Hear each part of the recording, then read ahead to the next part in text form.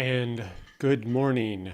This is episode 2 of Learning Business Central Development from scratch. And when I say from scratch, I mean it. I knew absolutely nothing about Business Central, never written a line of AL in my life before. And so over the last, 8 months, I guess, I've been chipping away at this very slowly part-time. And so I'm still very much on this journey. I've done this a few times, but this is my way of forcing myself to do it again, to practice, to walk through, to share the little bit of, gotchas and tips and little pitfalls that I've encountered, and so that you don't have to run into those. So with that, let's take a look at what we're using for this tutorial, essentially. And where is that? So I mentioned in episode 1 that I'm going to be using the AL for Beginners Workbook by Christoph, and you can follow him on Twitter at mynavblog. And while there have been other tutorials in different areas, and there were workshops at conferences, I attended one, it's really hard to compress this process into any one session. One day at a conference, even 2 days at a conference, is just a cram course, and when you walk out of the room, you won't remember the 800 things you did as part of that. So Christoph, to my understanding, and I've really been looking, he is the first person that I encountered that created this resource for a brand new, from scratch, clueless BC developer, someone who wants to learn BC AL development from scratch. And so as soon as he published this, I contacted him and said, hey, he hinted at it because he was creating it for a workshop he was doing for a group of people. I said, hey, I want to pay you for this. I want to buy this from you so that I can take this workshop and do it myself. And he already had plans very graciously to offer this for free on GitHub. So head on over to GitHub, just do a search for AL for Beginners, and it will show up in the top results, and click on it, and the PDF is right there for you to download. So let me switch over to my screen here. There we go. So this is what it looks like on GitHub. It's under the mynavblog account, AL for Beginners. And if you just scroll down, let me just go back to the top here. So you'll see a couple folders, and then you'll see Programming in AL for Beginners, and it's this third item that you want. You just click on that, and it will open in a window, a little container window in your browser in GitHub.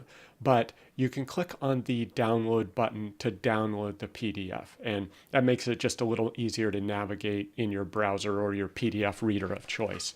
So that's what I have done, is I have opened it up here. And in the workbook, he recommends you print it out so you can make notes. If you prefer paper, go for it. I did a couple chapters at a time. So I printed chapters 1, 2, 3, for instance, tried to work through those, took some notes. Or if you have a PDF editor, you can certainly just open it in your favorite PDF editor and take notes electronically. So with that, let me jump to the top. In the last episode, I walked through the process of setting up the development environment, and that was actually on a different machine at the time. So I've since switched over to a dedicated Docker server, a physical server. It's faster, and I've set that up just for demos, so I may have to repeat some of those processes. But last time we walked through the step of preparing the development environment. And that, in my experience, is usually the most difficult part of getting set up and getting comfortable. There's a lot of little tiny details, especially around Docker and Nav Container Helper, So go ahead, if you haven't seen that, go ahead and check out episode 1 where I walk through that. It is kind of long, like an hour, so I empathize if it's a little long, and I'm happy to do another one to go into more detail if you have any questions. But preparing the development environment, in my experience, and other people I've coordinated with to work through this workbook, they also had quite a learning curve. It's not that it's hard, it's just that it's unfamiliar. You make a lot of mistakes, you do things, and you have to figure things out. So a question that from YouTube that you'd like to join the live session, how can you know when these kind of live sessions will start? So my schedule is not as regular as I'd like. I'd love to be able to do this on Monday, Wednesday, Friday at a certain time, but I've just been unable to. So I do not have a schedule for the live streaming, but you can always comment on the YouTube video once it gets published, and I can respond to that.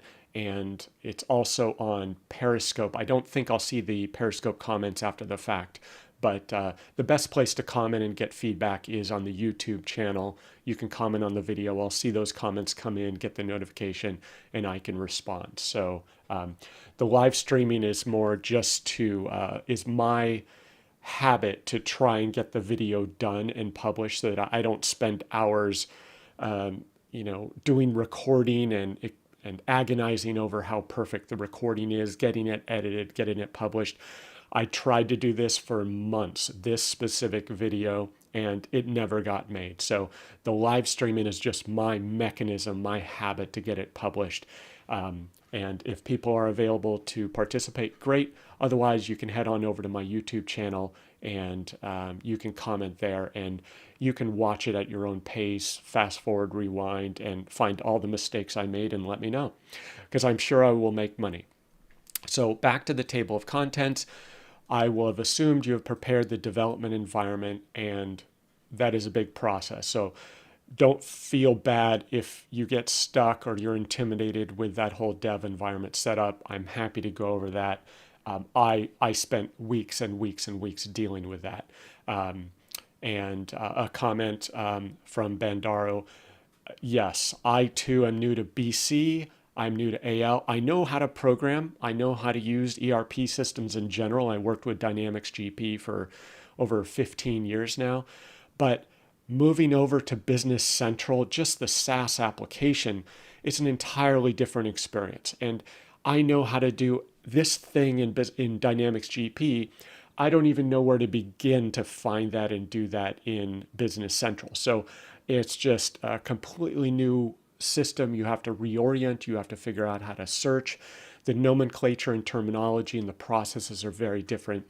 And that's just the application. When you add in all the development tools, the infrastructure, the process, it's a new world. So that's why I'm doing this. I am completely new. I barely know what I'm doing. So I'm figuring it out, and I will try to stay about 30 minutes ahead of everyone else so that I can just share this. You can walk through and learn from all of my many, many mistakes. So we prepared the development environment. Now we're going to work on the first extension for Business Central. And really, after you've prepared the development environment, the first extension should be really easy. And you should be saying, wait a minute, this is it. It's not that hard. And it in one sense, it's deceptively simple because it's just a hello world, but it's kind of a nice ego booster, or whatever the term is. You'll feel really good after you do it. You're like, wow, I just made my first extension and I felt so proud because it says hello world. So it's a great, after getting just pummeled and beat up trying to set up your demo environment or your dev environment, Docker and Nav Container Helper, and figuring out all this new crazy complex stuff, just being able to click a few times and have a brand new extension for once, it's a great reward. So I found it very rewarding. So let's get started. Jump down to Chapter 2, first extension for Business Central. So let me scroll down to page 13 here. And I am intentionally skipping over Azure DevOps and Git. That is an entire universe. I don't even want to get bogged down in that discussion. Basically, just think of it as source control, and I'll do that separately.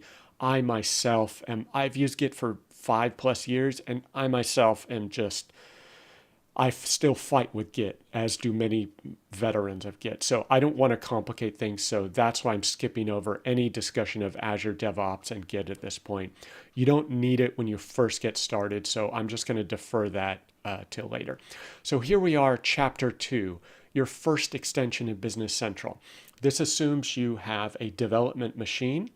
It assumes you have Docker, either Docker Desktop for Windows 10 or Docker Enterprise on Windows Server 2019, and that you have used Nav Container Helper to create your Business Central Docker container.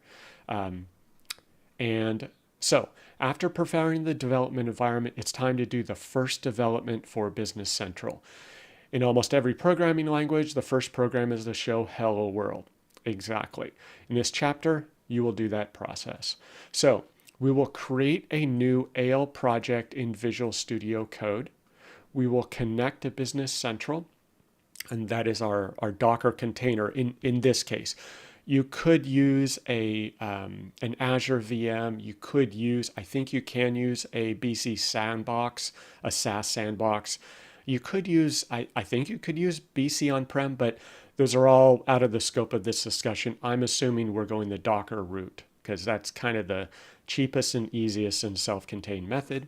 So we're going to connect to Business Central. Get familiar with app.json. This is the one hurdle that I'm not keen on. I don't really like app.json. I find it confusing. You really need to know, I think, what needs to go in there, what you need to change. It's all manual. So I'm going to do a separate discussion on the app.json changes because I found that is one hurdle. It's like, wait a minute, what do I put in app.json? And then I think there's 2 app.json. So super confusing. We'll try to get through that. But the main goal is to do hello world. Understand what the dependencies are and which are needed. Publishing hello world extension to the dev environment. And we're going to skip this last step to push the code repo to Azure DevOps because that's a whole Git thing. Okay, let's get started. Grab some coffee here. Okay, so we have the first project. To create a new project for Business Central, open Visual Studio Code and then open the command palette. The shortcut key for this is CTRL+SHIFT+P. Learn this shortcut key. I always forget it because I'm not going into VS Code and doing AL regularly, so I constantly forget it. So just burn this in your brain. You'll be using it a lot. So here I have my VS Code. I had to reinstall in this new dev environment. And after I reinstalled, just a reminder, I installed this extension. And to get to extensions, which I was confused, I didn't know how to do that, you click on this kind of Tetris looking block thing over on the left edge of the interface. So at the top we have Explore, that's kind of like your file view or project file view. You have a search and you have the source control, then you have your run, debug button, then you have extensions at the bottom. So this is kind of like the main navigation bar. I'm used to Visual Studio, which has buttons across the top and then things along the right side. But these buttons are on the left side and there's no real toolbar. You have a menu bar here, which I think you can use, but I found extensions here, CTRL+SHIFT+X. So I click on that and that also expands and collapses that toolbar. So if you're working in files, that expands files. If you go to extensions, it expands that. And if you want to collapse, you just click it again. So here's extensions. And how do I get rid of this? Okay, hit escape. So what I did is I went to extensions, I expanded it, and I typed AL, pressed enter. I found the extension called AL language, and down at the bottom here in blue, when you first find it, it should have a little tiny blue install button. You will click on that install button. It'll take a few seconds and then it'll do its thing and you'll see it installing. Now I have it installed, and after it installs, it does this. It kind of pops down this little drop down looking thing. So what I'm going to do is I pressed Control-Shift-P, and there is a way to Visual Studio Code. Eric Hugard showed it in one of his demos. VS Code display shortcuts. There's a feature in here. Let me see if I can find it. I want to display them on screen. Keyboard shortcuts. Show keyboard on screen. Oh, come on. Visual Studio. Sorry, I should have had this ready. Okay, I'll have to figure out that next time, but Visual Studio Code display keys on screen. Come on. Keystroke display while in VS Code. Please be it. Screencast mode. Vertical offset. Okay, let's try this. Okay, so what I did, let's see if this works. Press Control-Shift-P and screencast mode, toggle screencast mode. Okay, so now I'm going to do Control-Shift-P. Okay, cool. So that should help. So that will show the keyboard shortcuts that I'm doing. So when I press Control, Control-Shift, Control-Shift-P. Awesome. Thanks to Eric Hugart for teaching me that in one of his videos. If you haven't seen his videos, check it out. He does more advanced stuff. He knows what he's doing. So once you become the ninja level or competent, minimally competent AL programmer, check out Eric's videos. And he's got some awesome stuff, which I'm hoping to eventually do. So I turned on screencast mode. So sorry for that detour. Let's go back to this. There's my first project. Press Control-Shift-P, then write AL go. Okay. You can also use a shortcut Alt-A or Alt-L. So let's try that.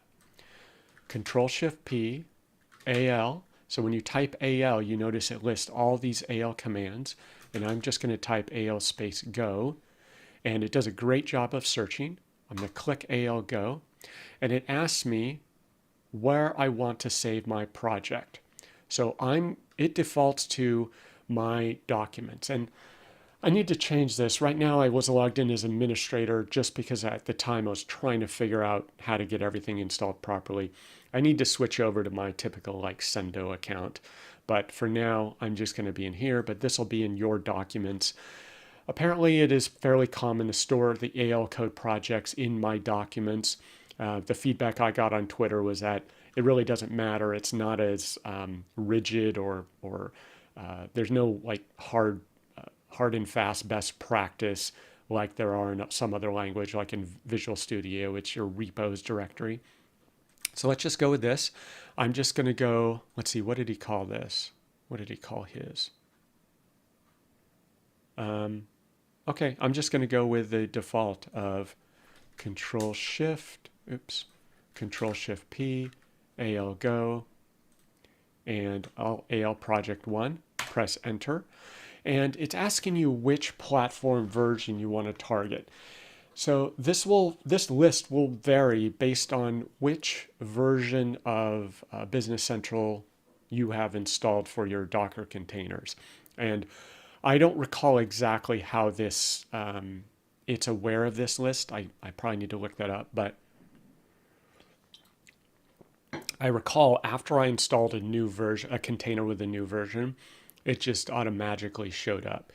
So let's see if he explains. So you'll need to choose from the platform. So let's just choose the latest one, 5.0, Business Central 2020, Release Wave 1. Okay, and please choose the server. Do I want a Microsoft Cloud Sandbox, which is like, I'm assuming an Azure or SaaS sandbox? And I do not want that. I want to choose my own server because I'm using Docker. So BC160, tenant default. Okay, my username. This is one area of confusion that I had initially as well. When you create your, I believe that's what this is, you'll notice there are some small details and steps that may not be in the AL workbook for beginners. So this may cause you to pause and get confusing. So I'd like to try to cover those if I can. So he says, choose your sandbox, prompt to log into it. Well, what do I use for login? And I think that goes back to how you created and configured your container. So in my case, if I go over to my script that I use with nav container helper new BC container, I used username and password. So if I go down here, this is my longer script, I used admin and password, which is just this password. So I'm going to try that. I believe that's what it's looking for, so that VS Code can log into the BC container to publish your code. So I'll see if I'm right. Oops. Come on. So the one downside I'm seeing is after you start this, if you hop out, it kind of aborts this process. Not a big deal, but kind of annoying. What's kind of nice is when you do CTRL+SHIFT+P. Oh, look at that. Screencast stopped working. Screencast. Okay, CTRL+SHIFT+P. There it goes. Okay, so now I'm going to do AL go. It's kind of nice. It stays in the... I'm going to do AL project 1 again. Let's see what it says. Oh, okay. Folder path is not valid or folder already exists. So it starts to do that process, but it's not smart enough when you hop out of VS Code to resume. So just be aware when you want to do that. So I'm just going to delete this AL project. Oh, come on. So I guess that's locking it, and probably because it's already here. So how do I do this?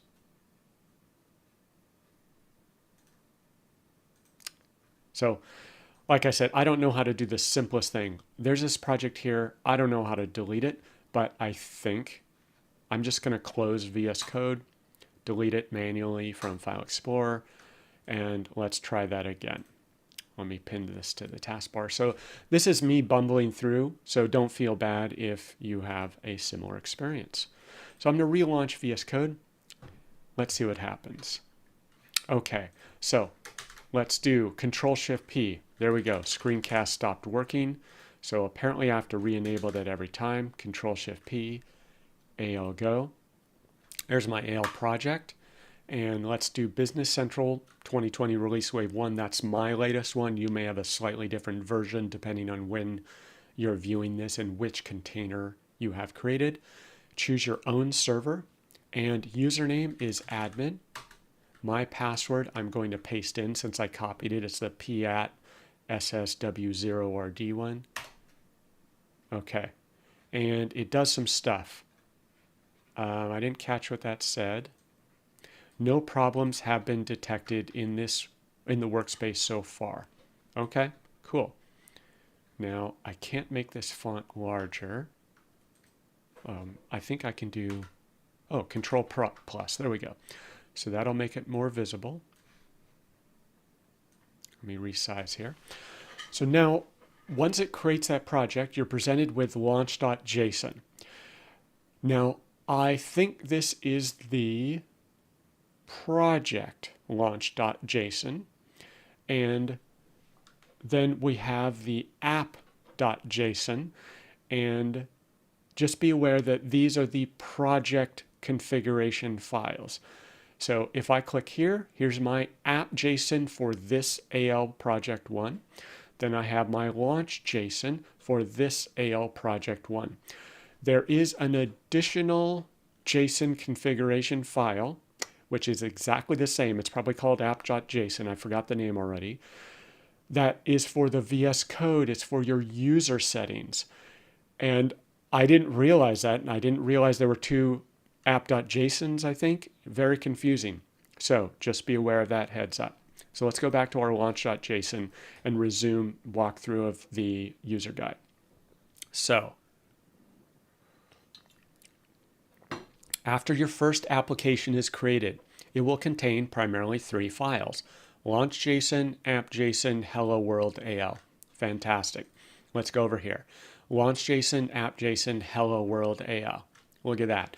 So the AL Go, what it's doing, it's like a template. So in my world, historically, I've worked with Visual Studio. So when I create a new, let's say a new C# WinForm app, when I say new project, C# WinForm, Visual Studio is just using a template and creating some files for me. It's just a generic template to help me get started. I find that useful. Some developers know what they're doing and they can create those objects manually, but this just saves a little time. Now, I think I have seen that some AL developers, they just have this down to a routine where it's faster for them to do certain things manually rather than start from templates. That includes snippets as well, perhaps. But for us as beginners, let's rely on this template and try to figure it out. So great, I agree. We have launch.json, app.json, hello world. Perfect. Launch.json, what does that do? This file describes where the development environment is placed. If you're using an online sandbox, your file should look like this. So this is Cloud Sandbox. If you decided to use a Docker container, you should use your own server. Great. So here we are. This is version 0.20. Don't know what the version numbers mean yet. Type AL, request launch, and I think that refers to when you do a build, does it try to automatically open a web browser after you do your build and publish? So if you're getting annoyed by that web browser popping up for other types of projects, I think that's it, and I'll look into that later. Okay, you'll specify the way of authentication, use password or Windows. So we have your own server, and I don't yet know this or remember the significance of this name. It's just the configuration name, and I think you can have multiple configurations, so you can publish in different manners if I recall correctly. Server, localhost, and I think we'll be changing that shortly. ServerInstance BC160, I think that relates to the version. Authentication type is user password. Now, if you created your Business Central Docker containers using Windows authentication, or I think there's like nav login or something like that, then I think you will change that here. Now, one nice thing, if it matters, is Windows authentication. If you use that when you build your containers, I think VS Code automatically picks up on that, and it can just natively use Windows authentication to publish to your container without the user password prompt. But based on what I'm seeing, when you create the new project, it prompts you for that, and I think it'll save it. So hopefully that's a one-time thing. So it shouldn't really matter which authentication method you use. I don't know if there's a pro and con. I've tried Windows. Once I figured out the caveats and the pitfalls of using that, it's fine. User password is simple and fine as well. Okay, and now, yes, so there's our information. There's our user password. And startup object, that's which object, when we publish and build and it launches the web browser, which object do we want to have it automatically navigate to? And I believe this startup object ID 22 is the customer object or the customer list page. The object type is page 22, and break on error launch browser. Oh, there we go. Launch browser is true. So you could turn that off if you don't want the page automatically opened. And long-running SQL statements, I'm not sure what those refer to, other than self-explanatory. The launch.json file has many other options related to debugging. It's possible to have more than one configuration in the launch file at the same time. And I vaguely recall doing that during one of my training classes, discussing that. I've already forgotten what it is. That was a couple months ago. So here we have app.json. Let's hop over to that. So app.json, and just remember, these are your project-specific JSON files. not to be confused with your user configuration file, which is a separate file which I'll try and get to later. App.json provides the important information about the extension you develop, so you can get a name and information about your description and publisher information, web address for your EULA. So the way I think of this is, let's say you're publishing this to AppSource, or the user wants to get information about the extension published in their environment. The way I think about this is that's where I put information telling the user, what is this? What's the version? What's the information? Who published this? So here we go. So brief, description, privacy statement, and some of these seem kind of redundant. So I'm not entirely sure which specific value goes where, or if it's the same value in a couple places, like URL. And so URL of the app package, and then logo, and relative path of the app package logo from the root of the package. I don't know what some of these mean. I need to learn it. And I looked into it and I've done this before, but I quickly forget. So I need to do this like 10 times in rapid succession to remember this. So let's see what Christoph has to say. So in the app.json, you can find the dependencies to other applications, kind of important. To start, you need only 2 dependencies, which are created automatically: system application and base application. Those 2 will allow you to extend the Business Central application. Great. And so let's just take a look at those briefly. So here's our Microsoft system application. So that's the core system application for Business Central.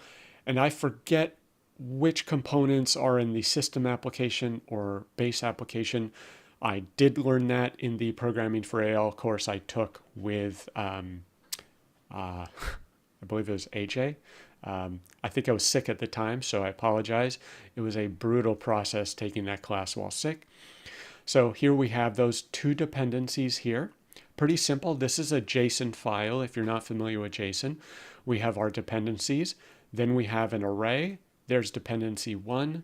There's dependency 2, separated by a comma. And those are GUIDs. It's created for us automatically. Fantastic. We don't need to know much. And you see it's version 16.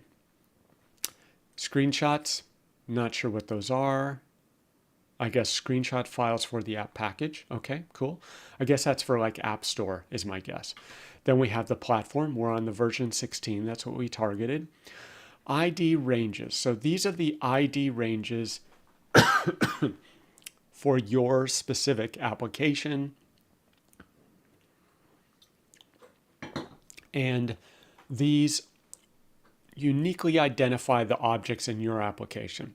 And this, coming from the Dynamics GP world, this is just baffling to me. I kind of get it. You want unique object IDs, but it's like, what number range should I use? And I'm just going to stick with this default because I watch the videos. I've seen AL developers just say, well, let's use 60,532. I don't know why they're choosing those. Now, when you're an AppSource developer and you've registered with Microsoft, you go through the process of registering your proposed apps with Microsoft as an app publisher. They will issue those app ranges to you. And I forget the range. It's like 100 or something like that. So I will get 80,250 through 289 or 350 or whatever that range is. That is my range as an app publisher for those particular products that I propose to Microsoft. They catalog those so that I have those numbers. I can claim that number range, and those are unique to me to avoid conflicts, because apparently you need to have those as unique IDs within the ALBC environment. So that's something I need to wrap my brain around. I understand the concept, but when I see people choose different number ranges, as someone who knows nothing about it, it's like, why? I don't know how they magically do that. They just know that so well that they're just probably randomly picking a range, and they know it doesn't matter for their development. But I kind of want to get more comfortable with that. Okay, so next we have a help URL and show my code is true. My understanding is this is an option as to whether you want your code to be visible if your extension is installed in a customer tenant. And if you have intellectual property in your code, you will typically, I believe, set this to false. The downside to this is if another extension developer is dependent upon yours, or if another extension developer is getting a conflict with your extension, not having the code prevents them from trying to troubleshoot that. So my understanding is in the nav world, many times you'd be able to see the other extension's code, and so you'd be able to just troubleshoot it. It was kind of a natural way of dealing with code conflicts and contention issues. Now, with the public SaaS world, you sometimes want to set that to false. If you're an ISV, you don't necessarily want to hand out your code. So if you set it to false, I think the downside is it makes it more difficult for the customer or partner or other ISVs to troubleshoot. So that is my beginner crash course in trying to explain this, and I will have to revisit all my class notes for the AO development class to learn that. But let's just revisit this. It's the most important information about the extension you'll develop. You can find the name and description and UL information. And we will need to fill those out. If you use CodeCop or other extensions that validate your code, it will yell at you saying, hey, you need to fill all of these out with valid values, and it'll tell you whether it needs to be a URL or a string or, a local image file, whatever the case is. Okay, so let's go ahead. Okay, so hints. The system application is created from modules. All information about them you can find on the Microsoft Docs. I'll have to read that again. Then when creating the project in app.file, you may be asked to add one additional parameter, add at the end features translation file. I do recall I have done this. So apparently this didn't make it in the template. You so far always have to add this, and it has to do with the translation, the xlif files. So app.file. I don't know if he meant app.json or if it's actually app.file. No, I think he means app.json. Okay, so that might be a small typo. So you notice at the bottom, runtime 4.0 features translation file. Okay, so I'm at runtime 5.0. I'm going to put a comma and go down and paste. Whoa, that did not paste well. Okay, let's try that again. Maybe it won't paste. Okay, let's see if it pastes. Okay, so it's not pasting from the PDF. So let's just type it out. Okay, and I'm just going to collapse my files. And I'm going to type features.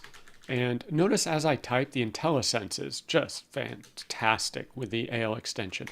So FEA, and you notice IntelliSense says, hey, you want to type features? I just hit tab, automatically knows it's JSON, automatically builds this out, gives me the brackets. I'm going to do quotation mark. And then, oh, here are the possible feature values. It's super, super awesome. And this is really incredible. When you watch someone code AL, if you watched Jeremy Viska, I've tweeted about that and done videos about that. I interviewed him in the live stream. If you watch him code or you watch Eric Hugard code, it's just like 3 keystrokes per line. It is just phenomenal how fast it occurs with the IntelliSense usually. So I'm going to choose translation file and hit enter. Cool. Very cool. So now we have that additional line. And I've got some complaints here, but let's just see. Okay, so I'm going to ignore these errors for now, see what happens. Download simples and run the extension. This is important.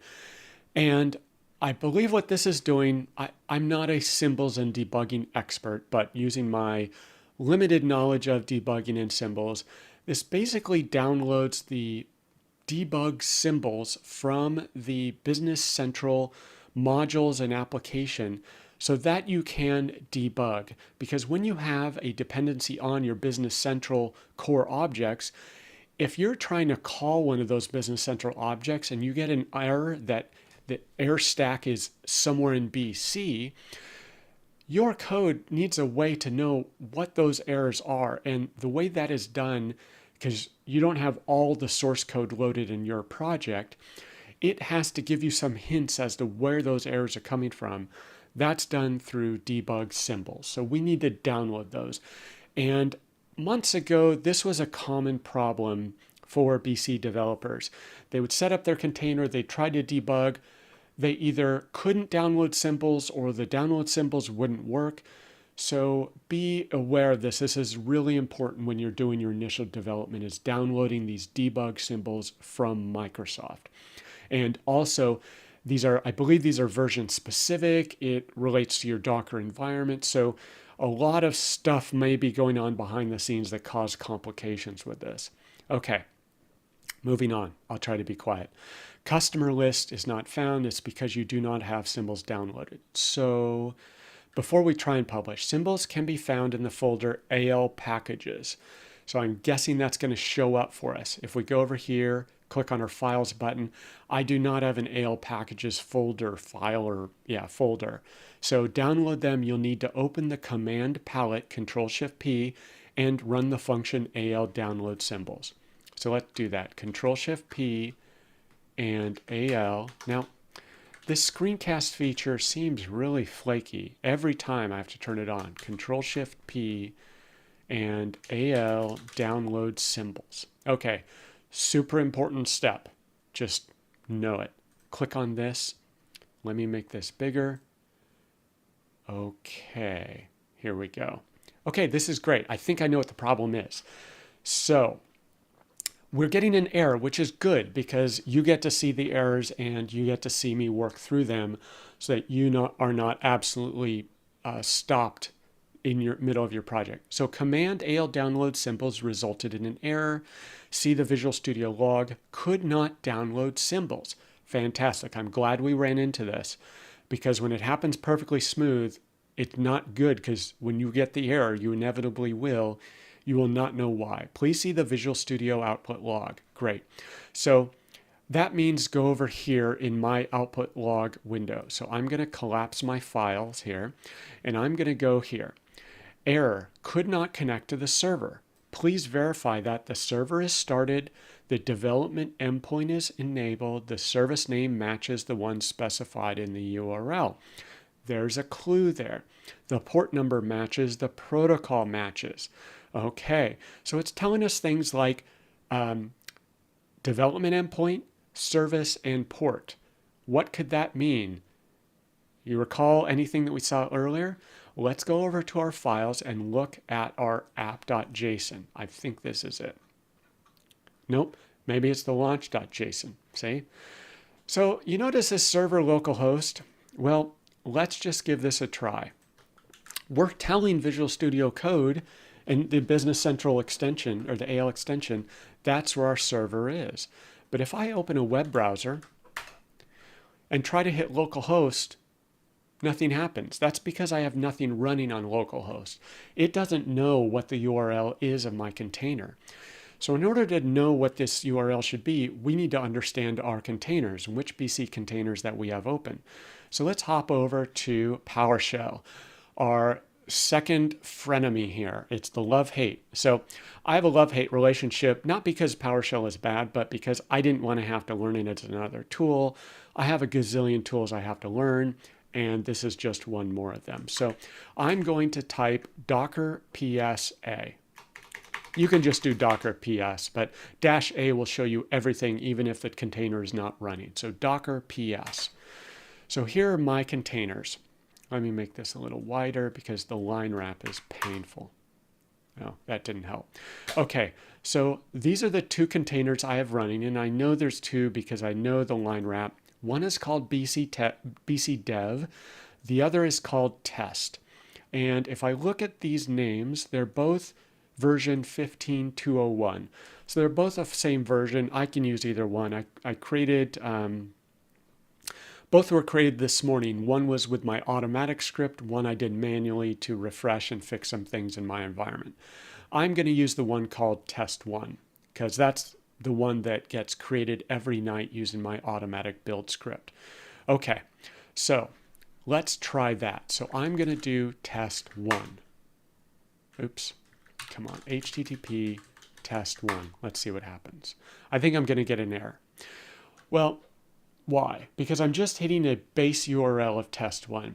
When you create your Docker containers, the nav container helper script by default will automatically create icons for you. And so let's try this. This says test web client. Look at that. So test and then BC I think is our environment, and then it provides us with a sign in. So I'm going to do admin, my password, and so here I have my working container. So that tells me my URL is test BC. So that's how I kind of figured out what this URL is based on the icons on my desktop. Now I'm a little confused actually why this sandbox, oh, I was looking at the image name. Very confusing. So really this is the image name, that's that, because it's line wrap here. Let me try and fix that. Let me go into PowerShell. I got to reduce the font size to reduce wrapping. Font 18, layout 140. Let's see if that, oops, wrong icon. Okay, so probably not. So let's do Docker PS. Yeah, it still wraps. That's the only downside to this command. I need to figure out a better way to just get the container names. Okay, so anyway, that's our image name, test1. Our actual container name is test. So that's what I was looking for. That's what our URL is, and that's what we need to set up in here. So let's go here. Let's change this to be test. Now, you'll notice this server instance is BC160. That was created automatically by the ALGO template creation process. Now, I think we want just BC because you noticed in our URL, it's test/BC. If I try to type in 160, I'm going to get nothing. So what we want is test BC. Okay, that's going to hit our Docker container URL. Great. So let's make this URL test BC. Startup object 22, I'm assuming that's correct. User password authentication. So let's revisit our output. Development endpoint is enabled. We have confirmed that. Service name matches the one specified. Well, server name, yeah. Port number matches the one specified. Well, we're running on port 80, so hopefully we're okay. Protocol matches in the URL, HTTP. Yep. We're not using SSL or HTTPS, so I think we're okay. We don't have certificate or SSL connection. So now let's try this again. Let's try CTRL+SHIFT+P, and let's do AL download symbols again. Could not download symbols. Please see Visual Studio Code output. Please authenticate. Okay, so this is the case for using Windows authentication for your Business Central Docker containers. It's not a big deal, but my understanding is, my experience limited, is when you use Windows authentication with your BC containers, Visual Studio Code automatically uses your current logged in user to auth with your BC Docker container. So you'll build your BC container. When you build that script, it'll prompt you for your Windows username and password.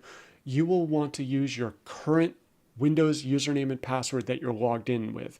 If that's a domain user, a local user, whatever allows you to authenticate locally on your dev environment or dev workstation. That way, when this happens, when Visual Studio tries to download debug symbols, it will use that automatically to authenticate with your BC container. If you use username and password, it's a little bit simpler, fewer pitfalls from my experience, but you're just going to prompt. Not a big deal. My username is admin. My password is p@ SSW0RD, enter. Okay, look at that. So this is the prior error. Let's close that. Symbols have been downloaded. This is a big deal, very important. If you run into errors downloading symbols and getting them installed in your environment, resolve that. Focus on that. Just stop, relax, spend some time and figure out how to get into that, get that resolved. Okay, so now all reference symbols have been downloaded. This is a moment to cheer, have a drink. We are making progress. So we have downloaded symbols. Let's head back to our AL workbook for beginners. Okay. One of them says that the extension is not found because we don't have symbols downloaded.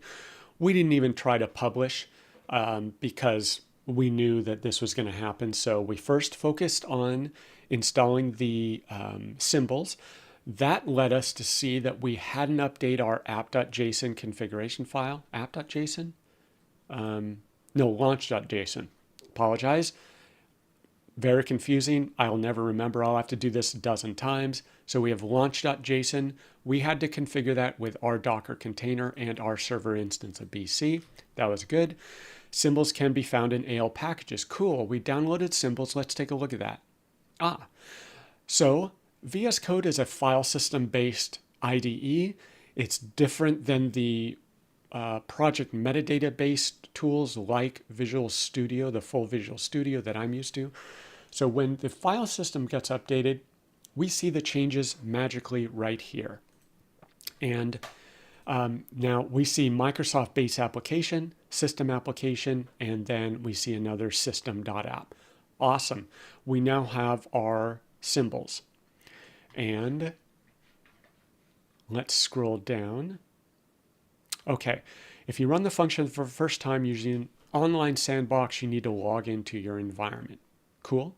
That's kind of like what we did. We had to log into our local Docker environment. After symbols are downloaded, there we go. Okay, to publish the extension, open the command palette and do publish without debugging. Moment of truth. Let's see what happens. CTRL+SHIFT+P, AL, publish. Debug without publishing. Publish and open Designer. Publish with debugging. Publish without debugging. Control F5 is that shortcut. Fingers crossed. Publishing extension. Targeting. It just launched a browser. Congratulations. You have just, hey Samuel, how's it going? You have just published your very first Dynamics 365 Business Central AL VS Code extension to a Docker container. If you have gotten this far, take a moment to celebrate. It is a small victory, but it is in the, for the moment, it is a big victory. So what just happened? I used Visual Studio Code with the AL Code extension. That's the only extension we're working with now. I did just a Control-Shift-P, clicked once, and it knows how to compile, build, and publish my app extension to my Docker container or to your SaaS sandbox or your Azure VM, whatever. This is incredible. If you're used to other development environments or ERP development tools, man, to do this, to publish the app, to compile, it's usually a lot of different steps. This is incredible. It's just one click and it's published and you're ready to go. It even opens the web browser for you. This is concierge service here. App published, hello world. Now let's take a look at what is going on here. I'm going to click on OK, and it takes me to the customer list page. What happened here? Okay, so let's look at our AL code. Let's go back to VS Code, click on Explorer, and this is our Hello World AL code, and welcome to your new extension. Object names and IDs should be unique across all extensions installed in a particular tenant environment. AL snippets start with T star, like T page extension. Okay, that'll be a clue for future. Page extension 50100 and customer list extension, that's our extension name that needs to be unique, extends customer list. So that tells us that we're working with a customer list object in Business Central. We're numbering our page extension 50100, needs to be unique. And there's a trigger here on open page. So whenever that page is opened, display this message app published hello world. And I'm just going to change that. Very exciting. Okay, so let's try that again. CTRL+SHIFT+P, publish without debugging. Very cool. It instantly sees our changes there. Okay, now let's do a test. Let's close this. Let's go back to Business Central. Let's click on customers. I click on customers before it even opens the page. It displays our test dialog. So that tells you about the mechanics of AL. It tells you that we have an event. It calls it a trigger. I think of it as an event in other programming lingo. Trigger on open page. Well, let's mess around since we're having fun here. Trigger space.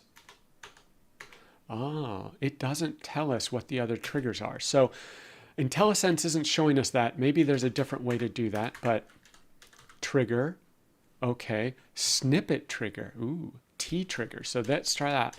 So AL snippets are with T, so do T trigger tab on what? Okay. On what is not a valid trigger, peak problem.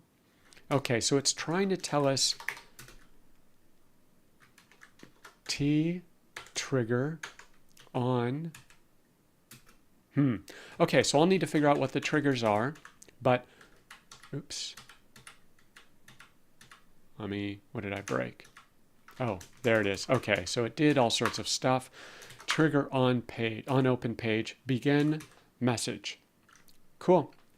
So there you are. This has been a long session.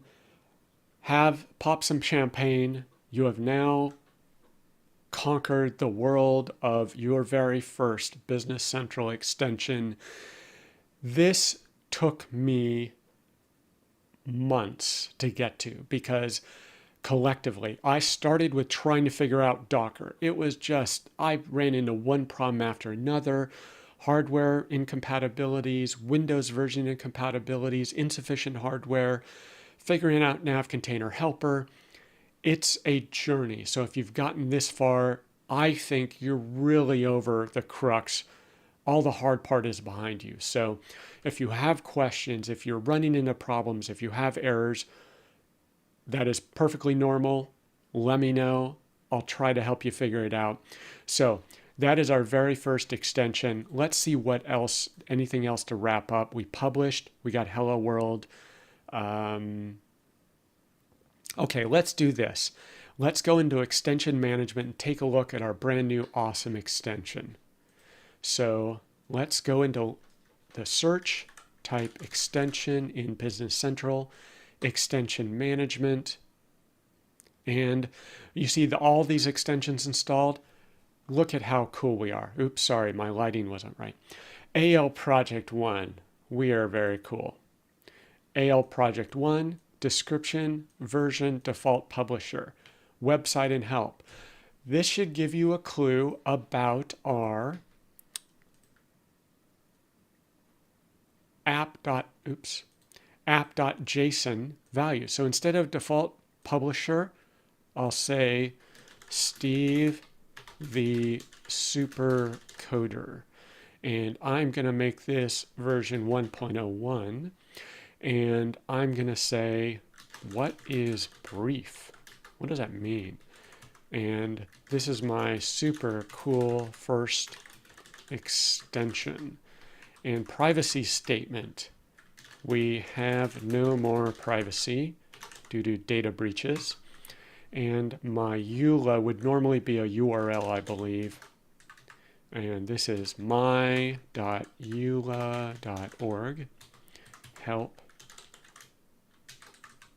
help.me, please.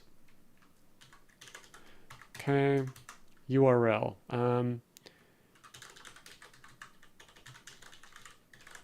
Do my website and logo. I don't want to put in something that's going to cause an error, so I'm just going to save that. Let's do a CTRL+SHIFT+P, publish without debugging. Oh, look at that. Okay, good, we have an error. The Lincoln parameter privacy statement. Okay, so you can't just put words in the privacy statement. It must be a URL, because when you publish to app source, you will see links for each of those apps listed in app source where the user can go look up those statements. And privacy statement. So let's do HTTP and my.company.org/privacy. And let's do EULA, mycompany.org/EULA. So before you publish an app, you will need to have these privacy and EULA statements available. And I have a blog post on that, navigating the EULAs and privacies in the SaaS era. It's a little bit, I think companies might be a little bit confident with that. my.company.org/help. Okay, cool. Save, CTRL+SHIFT+P. I'm getting good at that. Publish without debugging. And there we are. Hello world, it published successfully. Now let's go back to extensions, extension management, AL project. Super cool first extension, version 1.01, Steve the Supercoder, and terms and conditions. This goes to company.org EULA, and that's not valid, obviously. Privacy statement is company.org/privacy. Okay. So there you go. I am tired. Need more coffee.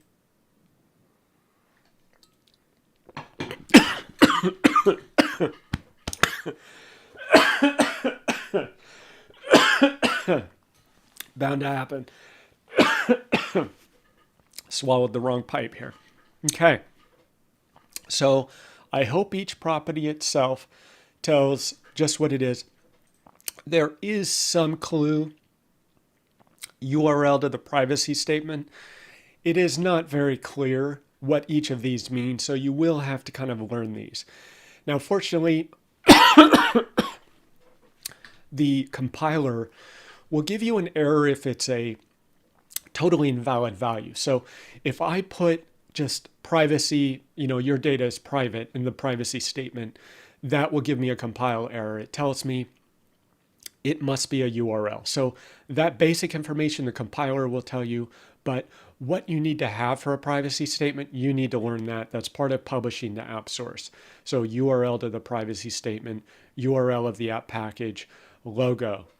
I think the logo needs to be a URL, or it needs to be a path to a URL.